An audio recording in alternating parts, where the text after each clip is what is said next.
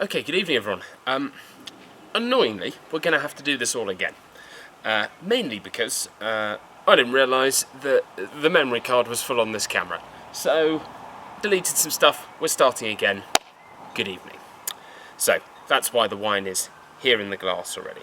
So tonight or this evening, we are going to be tasting a wine from Hungary. A dry red wine, okay? Now, Hungary is famous very much for Tokaj, but makes all manner of different whites and reds.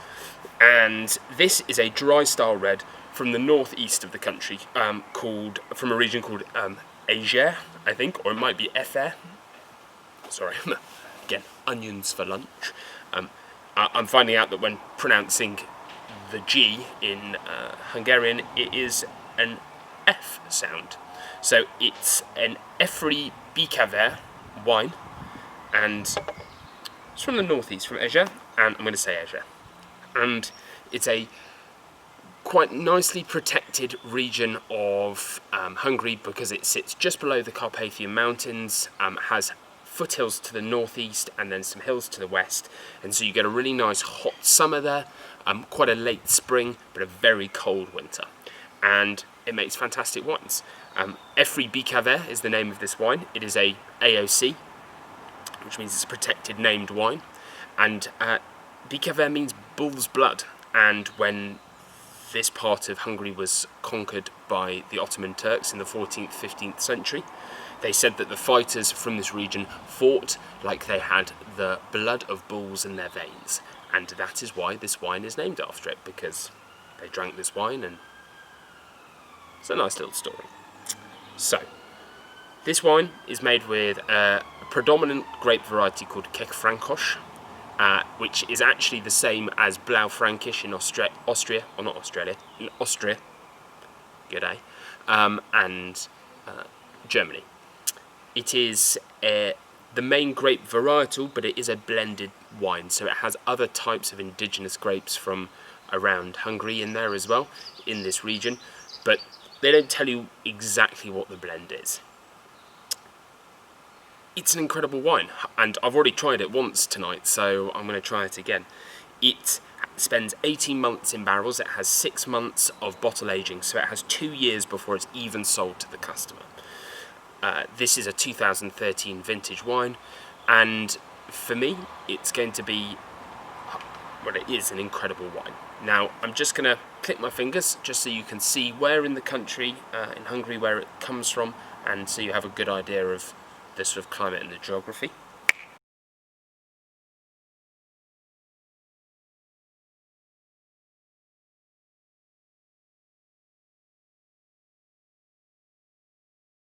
And now, we're going to taste it again, okay? So, 4 things when you're tasting. You're going to look, you're going to sniff, you're going to swill, you're going to taste, okay? So, look. Ruby. It's medium ruby, maybe even light ruby, but it's medium ruby, okay? And then we're going to sniff, okay?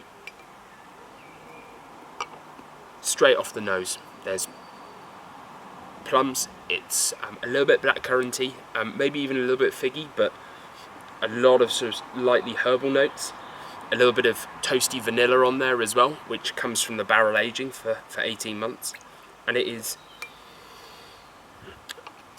very refined, really nice fruit there, well balanced. It's not in your face, it's not a hard nose, it's incredibly well balanced.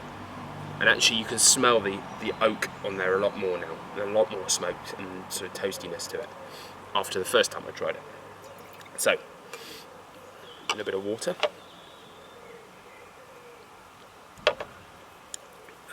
This beard and hair thing is getting pretty messy, so I can only apologise. Okay.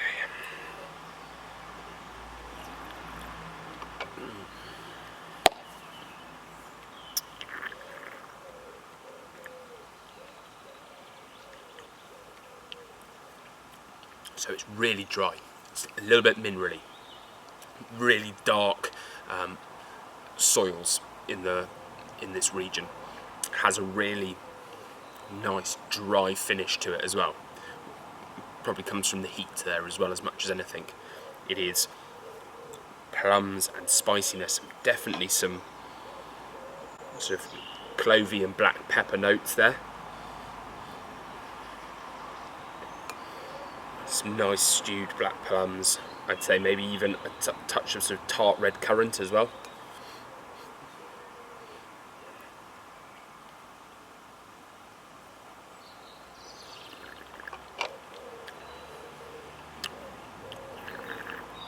It's not tannic. It doesn't make your teeth furry or dry. The acid is quite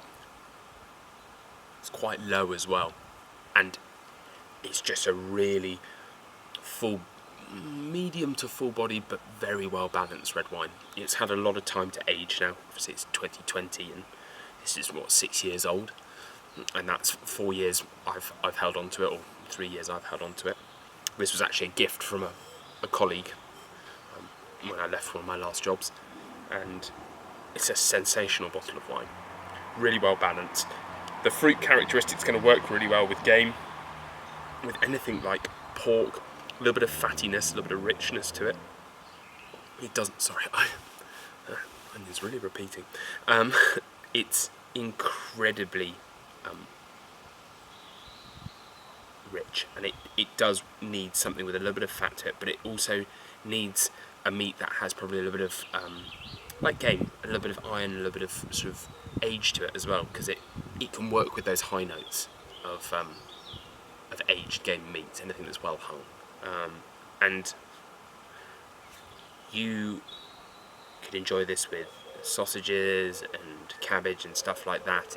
It does lend itself to quite traditional Central European food, so something quite hearty as well. Mustard sauces would work well. You could make it work with a whole host of dishes.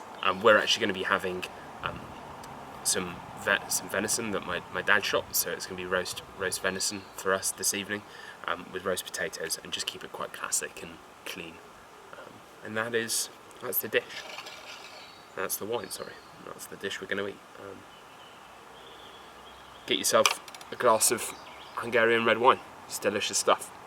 And by the way, this was, I don't know how much it was, but retailing for maybe £14 a bottle. It's not crazy money, and it's really interesting. It's really good, fun, different wine. Give it a try. And that is actually a wrap second time round.